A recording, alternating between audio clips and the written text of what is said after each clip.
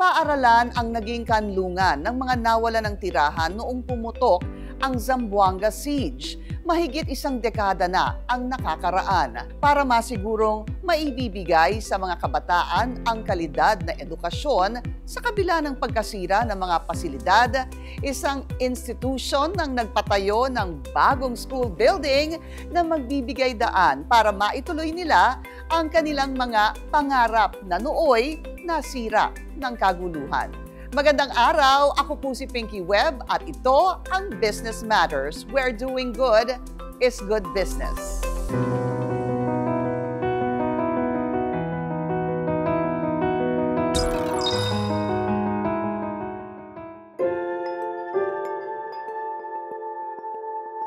Mahigit isang dekada na ang nakalilipas pero sariwa pa rin sa isip ng mga taga-Zamboanga ang trahedyang sinapit noong 2013.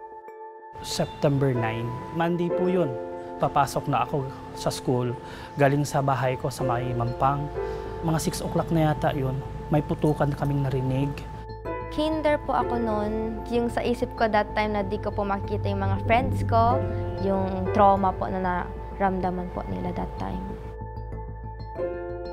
Naririnig na namin yung mga helicopters every night. Yung hindi ka makatulog, how long will it last? Sa kabila ng mga hamon at pagsubok na kanilang hinarap, may mga nagkaisa upang akayin ang lahat tungo sa pagbuo ng nawasak nilang pangarap. Isang lugar ang naging kanlungan ng mga taong naipit sa kaguluhan, ang Zamboanga Central School Special Education Center. Nabuksan yung school, naging shelter kami ng mga person displaced ng tirahan. Dito pumasok sa amin yung Santa Barbara Central School, yung Rio Hondo Elementary School, plus yung aming school. So from 2013 hanggang 2016, that's a long time talaga na ginamit yung mga school buildings namin. Yung plaza namin is ginamit din. Nagkaroon ng mga bahay-bahay dyan ng konti. At dahil sa kakulangan ng mga pasilidad, lubhang kinailangan ng mga karagdagang silid-aralan para maipagpatuloy nila ang pagtuturo sa mga bata. Kailangan talaga namin ng adjustment, pasensya, kasi nagsishare kami ng areas, yung covered court halos ginamit nila. So yung mga activities, wala. Mahirap talaga, sa mahirap. Pero kailangan ituloy pa rin ang pagtuturo para sa mga bata. Upang siguruhing patuloy na makatatanggap ng kalidad na edukasyon ang mga bata sa Zamboanga, isang 2-story school building ang ipinatayo ng isa sa mga kilalang Filipino integrated property developers sa pamamagitan ng corporate foundation ito sa Zamboanga Central School SPED Center noong 2019. Taon-taon nagpaplano kami kung saan mga lugar o sino yung mga eskwelahan na magdo-donate kami ng school building. Doon, tinitingnan yung mga datos kung alin ang mga eskwelahan ang kulang-kulang ng classrooms o di kaya yung sirang-sira na at saka nagkakaroon ng double shift. Yung eskwela na yon ay para sa children with special needs. Patakaran namin ang tinatawag natin inclusion. Sinisigurado namin na isasama natin yung isang gusali para sa mga children with special needs. Kaya yun ang unang layunin namin sa pagtayo niyan. Bukod sa fully equipped classrooms, nakatanggap din ang paaralan ng mga computer at learning materials.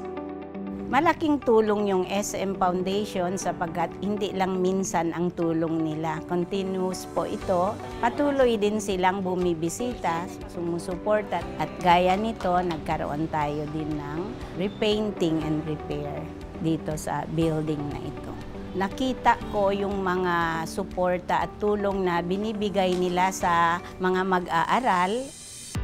Naging daan ito para patuloy na tumanggap ng mga mag-aaral sa kabila ng pagtaas ng kanilang enrollment rate at nagbukas ng panibagong oportunidad para makapag-aral ang mga kabataang katutubo.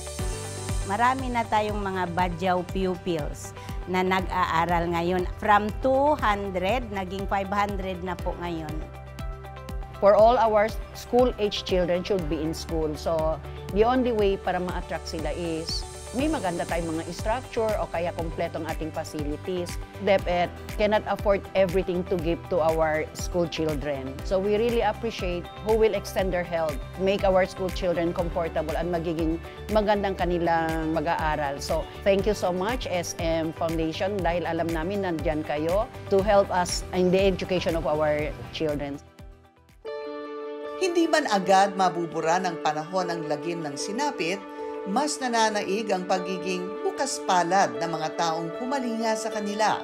At sa pamamagitan ng mga institusyong handang tumulong, nabubuhay ang pag-asang maghilom at muli silang makabangon mula sa mapait na kahapon. Ang gusto namin ng yung mga school building ay magiging storage of memories because from these memories, students can draw strength and inspiration na kailangan nila sa paglalakbay nila towards their dream.